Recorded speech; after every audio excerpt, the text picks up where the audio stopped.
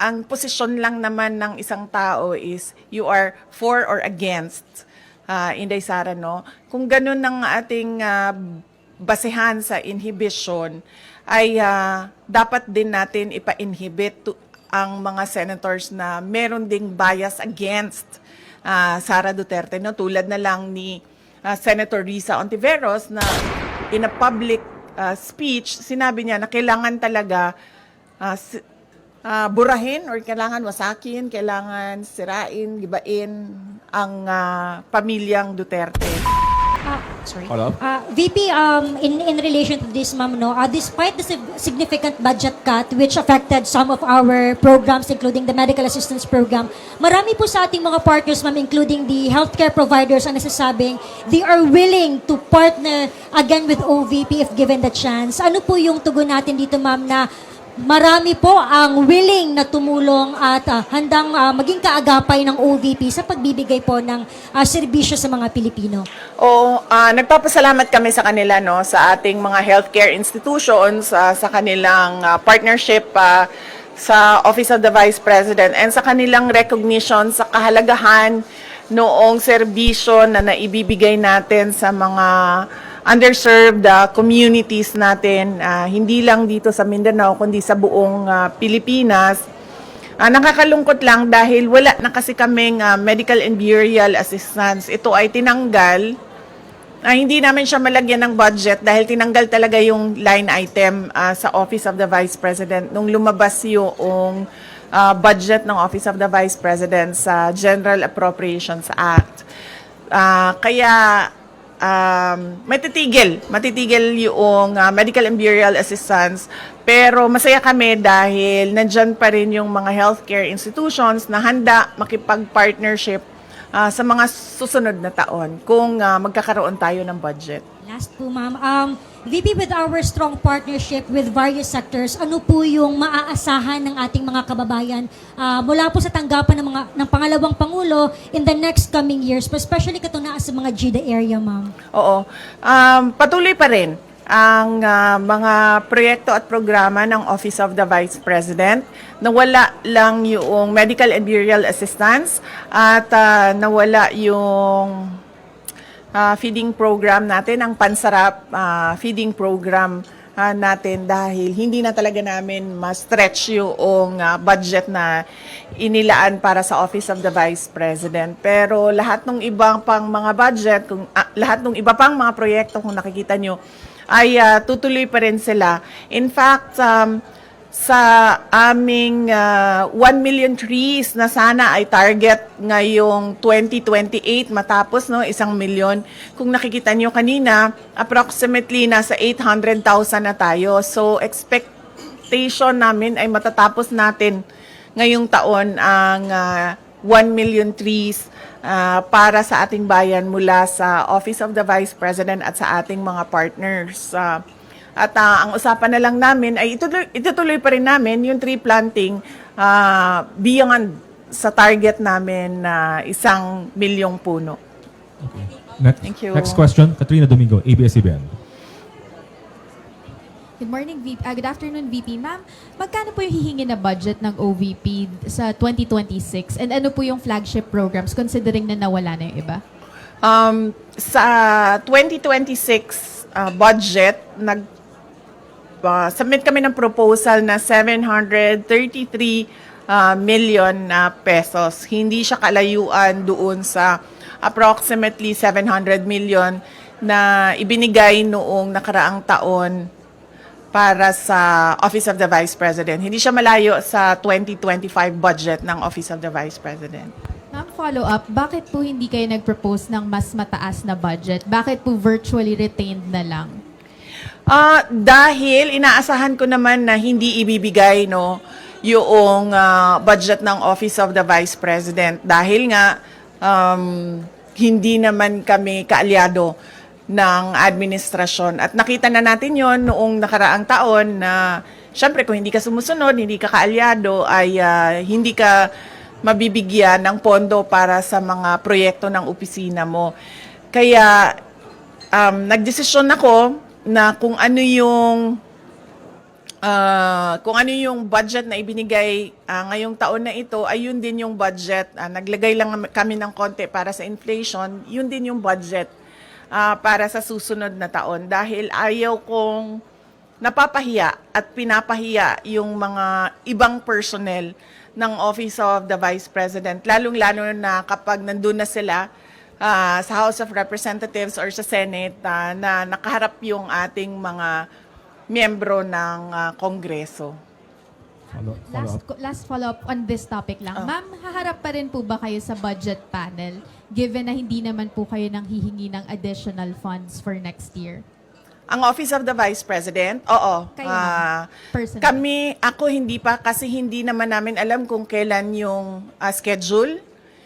Wala pang ibinigay na schedule para sa Office of the Vice President sa mga hearings, no? So mahirap sumagot kapag hindi natin nakikita kung may conflict yung schedule, but definitely haharap yung Office of the Vice President sa pagsumite ng budget namin at yun. Okay. Next question, Arjun Relator, GMA News. Mine Buntag, VP. Ma'am, with a slim margin, ma'am, with the proposed ninyo na 2026 budget with 2025, meaning po ba na retained lahat yung mga programs and project na ipapatupad next year? At paano po yung nangyari dun sa mga partners natin, dun sa mga slashed or reduced programs with 2025, ma'am? Oo, yung mga partners natin sa MAB at sa Pansarap ay nabigyan na sila ng abiso, no, na wala na budget yung medical and burial assistance at wala na rin yung budget ang Pansarap. So, i-discontinue na namin yung project at yung partnership sa kanila. Follow up. So, expected, ma'am, na for next year, the same projects pa rin na ipapatupad ng OVP. Wala nang may dadagdag po. Yes, oo. Wala kaming madagdag na projects for 2026. Tutuloy pa rin lahat nung nakita nyo, maliban lang sa Pansarap tsaka sa medical and burial assistance. Thank you, ma'am. Any other questions on this matter? Ma'am? Question? Good morning po, Ma'am VP. Ang question ko po ay may kinalaman po sa case po ni former President Duterte. Any other questions with the institutional topic? None? So, let's move with the next topic. Kat, you have the next topic. Yeah. Ma'am, you earlier mentioned in an interview na you are...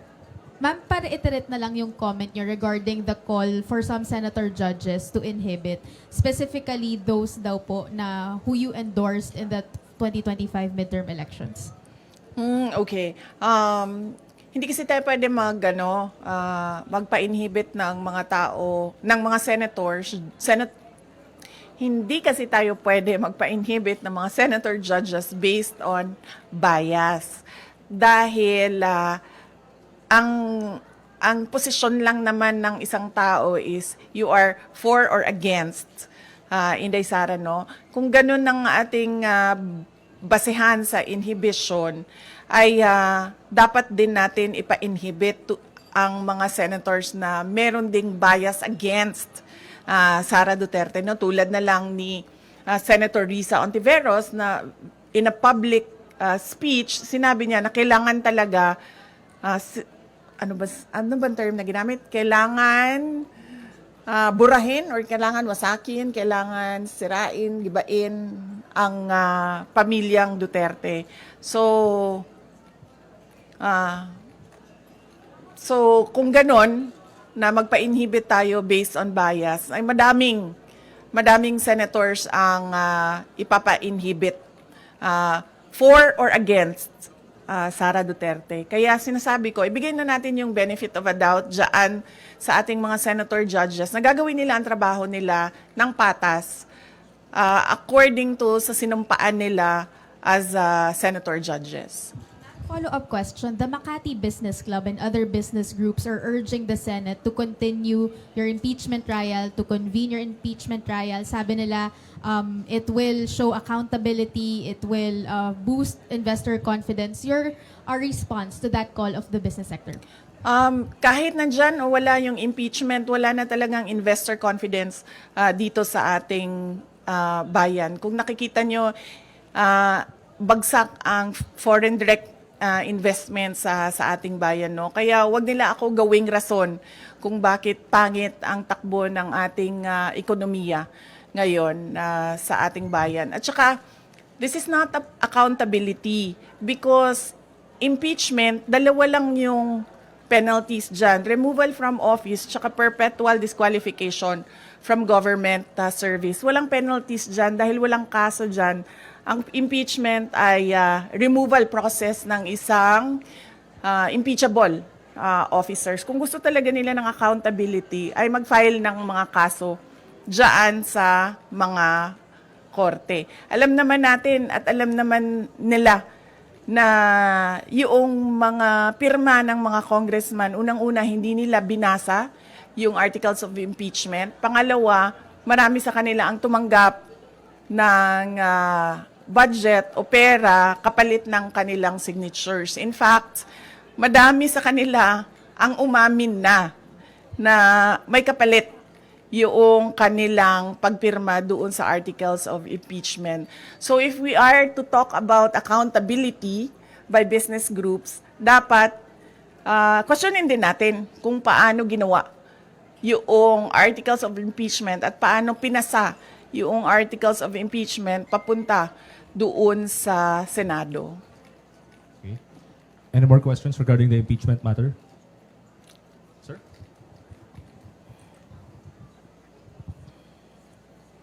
BP, good afternoon. So, haharap ka ba sa Senado dahil nag-issue sila ng summon? Hindi ko pa kasi, sir, pagkakaalam kung kinakailangan ang personal appearance. Yun ang hindi ko alam dahil hindi ko nabasa yung summons. Yung summons namin ay nandoon sa mga abogado at sila yung magdidesisyon kung ano yung gagawin doon sa summons. Okay. Ma'am, there's a phone-in question here from the Billionaire News Channel. Comment lang po dun, they are asking your comment regarding dun sa report ng OpenAI, the mother company of ChatGPT, that the PR firm of the son of Yossi Tanco, a billionaire, is behind the anti-Sara Duterte post online using ChatGPT platform. And your comment, ma'am. Oo. Actually, hindi lang yung kay Tanco, no? Ang kumpanya na nagpapatakbo ng programs na anti-Sara Duterte online, anti-Duterte online, no?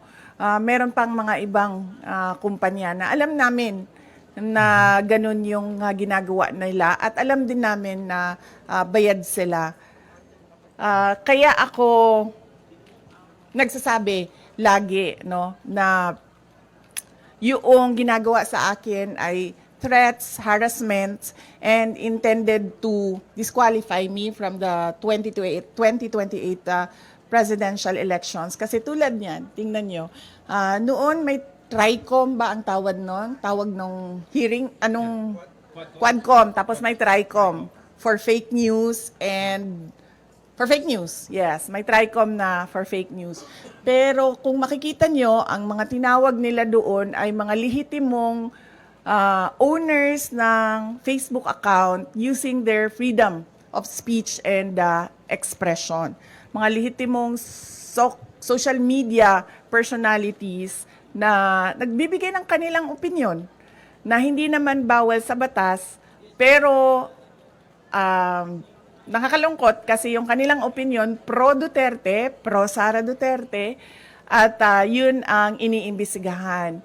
Pero ang mga tulad nito, mga kumpanya na ang negosyo nila ay gumagamit ng mga program para sirain ang pangalan ng isang tao, ay hindi man lang kahit isang beses tinawag doon sa TRICOM na investigation ng House of Representatives. So yan, nagpapakita na itong lahat ay ano lang talaga, politika at harassment sa mga kalaban sa politika ng administrasyon. Hindi na yan ang galing sa amin, sir, ha? Hindi na kami nagsasalita kung anong mga panggigipit ang ginagawa sa amin. Tumatahimik na lang kami, yung mga kaalyado namin tumatahimik na lang. Yan talaga, tulad nung pag-amin ng mga congressman na may natanggap silang pera, kapalit ang signature, yung nilabas ng OpenAI na isang kumpanya na involved sa paninirang puri ng mga tao ay hindi galing sa amin, galing na sa universe. So, para lang ipakita sa mga tao na kung anong ginagawa ng administrasyon. Puro politika, walang trabaho. At ngayon, gusto pang i-blame, no, sa akin ang bagsak na ekonomiya ng Pilipinas. Any follow-up there? Kat? Do you intend to file cases against that company? Hindi na, ma'am. Sobrang napahiya na siya doon nung nilabas yon ng AI. I mean, nasaan na yung credibility mo as a service provider nung sinabi na ganyan yung negosyo mo. So, ano pang point na kasuhan ko siya? Nakakahiya na napahiya na siya doon sa nangyari. At nakita ng buong mundo yung kahihiyan na ginawa niya. Ma'am, just speaking of AI, meron pong video ngayon na shinare daw si Senator Bato and si Vice Mayor Baste claiming na it's an artificial intelligence generated AI in support of you. Your comment po doon sa nangyaring pag-share daw po di umano nung AI generated video. Wala namang problema siguro sa pag-share ng AI video in support of sa akin. Basta hindi ginagawang negosyo. Kung baga, if I were a social media account owner and gagawa ako ng AI to support a certain personality, walang problema doon kasi hindi ko naman siya ginagawang negosyo eh. Hindi ko naman binibenta sa mga tao yung produkto ko eh. No more questions on that topic? Okay, we move to the last two topics po. ICC, Kat, or Arjil? Arjil. Ma'am, good morning again, ma'am. Any update, ma'am, with regards dun sa isang state party ng ICC na willing daw mag-adopt kay FPRD na any case mag-grant yung request for interim release? And any update po dun sa request for interim release ng Defense Council? Oo. Yung request for interim release ay nasubmit na ng Defense Council ni dating Pangulong Rodrigo Duterte. Nakalagay yon sa website ng ICC. Accessible yon sa ating lahat. At makikita natin doon kung ano ang mga pinagbasehan ng request for interim release, ano yung mga justification at explanations ng defense team ni dating Pangulong Duterte sa interim release. Merong mga redacted portions doon dahil naisip ng defense team na kailangan maging confidential yung ibang impormasyon doon. Pero yun ay available naman sa prosecutors, sa judges, and ang pagkakaalam ko, available din siya doon sa representatives ng mga biktima. Yun lang yung, kung ano yung nalalaman natin lahat sa publiko, yun lang din yung maibigay ko sa inyo na information. Yung iba pa ay kailangan tanungin at sagutin na ni Attorney Nicholas Kaufman. Ma'am, any update dun sa oath-taking ni FPRRD? Or any case, ma'am, before ba ng June 30 possible na ma-release na si FPRRD? Nakikita niyo pa yung possibility na gano'n, ma'am? June 30? Apo.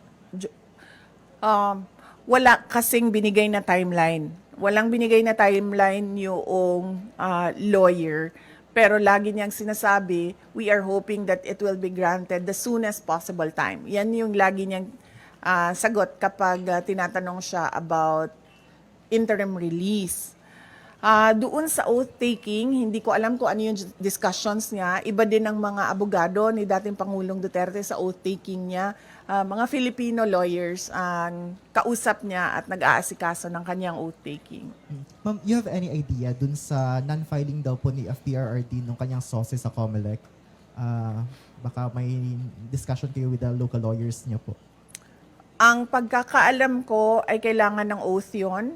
At hindi sila ata makapag-file kasi walang oath. So ang ginawa ng lawyer ni dating Pangulong Duterte ay nagrepresenta siya para kay dating Pangulong Duterte doon sa COMELEC. Last two questions. Sige, ma'am. VP, good afternoon po. Doon po sa case po ni FPRD, alam mo ba natin, ma'am, kung nag-file na po ng motion to respond ang prosecution with regards po doon sa request po ni former president po ng interim release? Alam ko po ba, ma'am? Hindi ko po alam, ma'am, Wala kung pa po tayong idea. sumagot na po ang prosecution, no? Pero sigurado po ako malalaman natin yung sagot ng prosecution dahil public po yung filing ng request at sigurado po public din yung sagot ng prosecutors. Follow up po, ano po ang reaction po natin doon po sa request po ni FPRD with regards to the interim release?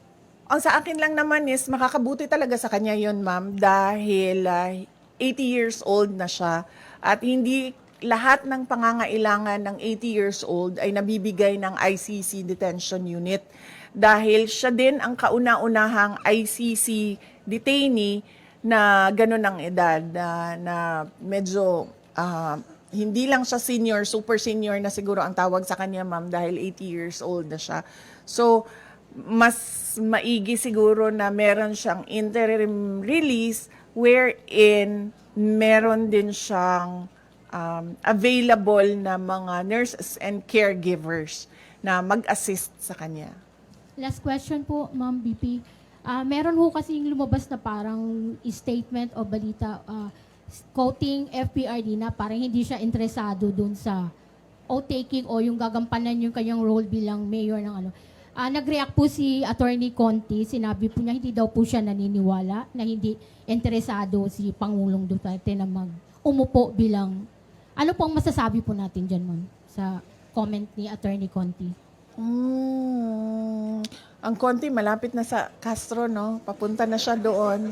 Magkamali ka lang ng spelling, Castro na yung Conti na yan, eh. Hindi ko alam, ma'am, bakit hindi siya naniniwala, pero kasi hanggang ngayon wala pang oath si dating Pangulong Duterte, no? So hindi pa namin alam dito sa Davao City kung mag-oath ba ang pinili namin na mayor ng Davao City. So on that note, yun lang ang pinagbabasehan namin. Sa ngayon, hindi siya uupo kasi wala pa siyang oath. Antayin natin siguro until June 30 kung may oath o wala si dating Pangulong Duterte. Next question, Ms. Ruth. Okay, thank you, sir. VP, nagkausap na ba kayo ni Attorney Guanzon? Kasi parang sa mga post kasi niya, Opo. she's very willing to act as your spokesperson. Yes, oo. Nag-comment na rin ako, no, na nagpapasalamat ako sa pagtulong at suporta ni Attorney Rowena Guanzon. Pero sa ngayon kasi kung napansin niyo, walang spokesperson ang Office of the Vice President o kahit ako man. Kaya hindi ko rin masagot yung tanong about sa spokesperson dahil matagal na kami walang spokesperson at hindi na papag-usapan sa Office of the Vice President ang magkaroon ng spokesperson.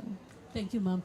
Second po, si Mayor Baste, inappoint siya as president ng PDP Laban. Napag-usapan ba sa family, VP? Hindi. Ngayon ko lang, actually kanina pagbigay sa akin ni JC ng information, doon ko lang nalaman, no, na inappoint siya as acting president ng PDP Laban. At hindi kasi ako member din hanggang ngayon ng PDP Laban, kaya hindi ako makakomment kung ano yung desisyon ng partido with regard to their internal matters. Are you expecting, upon Baste's assumption as acting president ng PDP, are you expecting that she will invite you as part of the PDP? Matagal na ako in-invite, ma'am, sa PDP na nandito pa si dating Pangulong Rodrigo Duterte. Last year, July, nung nag-resign ako sa Department of Education, inibita na ako ni dating Pangulong Duterte. At sinabi ko sa kanya na pag-iisipan ko, pero hanggang ngayon, wala pa akong decision, ma'am. Mainly because nakita niyo naman yung nangyari sa akin, ma'am, di ba, no? So, parang ayaw ko nakausap yung mga politiko. Lalong-lalo na pag magkasama kami sa isang grupo. So, wala naman, I have nothing against everyone. In general lang sa akin. At mas gusto ko yung ganito ako, yung sinasabi ko lagi na I'm single and ready to mingle in terms of politics. Kesa sa yung nakatali ka sa loob ng isang grupo. So, hanggang ngayon, ma'am, wala pa akong desisyon kung papasok ako ng PDP. Any more? Last question, Kat. Ma'am, take us through the process lang nung pag-select nung third country that will host former President Duterte should the interim release be given. Ano po yung considerations na tinake for you to pick which country? Hindi ko alam eh. Kailangan si Attorney Nicholas Kaufman ang sumagot noong tanong na yan para comprehensive yung sagot niya kung paano umabot na merong request for interim release at merong country na nakausap. Pero ma'am, paano po ba yun? Parang binigyan ng choices yung family or may isang choice lang po? Walang binigay na choices sa family at walang tulong siya galing sa ICC. Lahat ito ay tulong lang galing sa grupo ni dating Pangulong Rodrigo Duterte. Okay, thank you, ma'am. Thank you. So, yes. So wag na kayo gumalaw. Oo, kasi maganda na yung ano.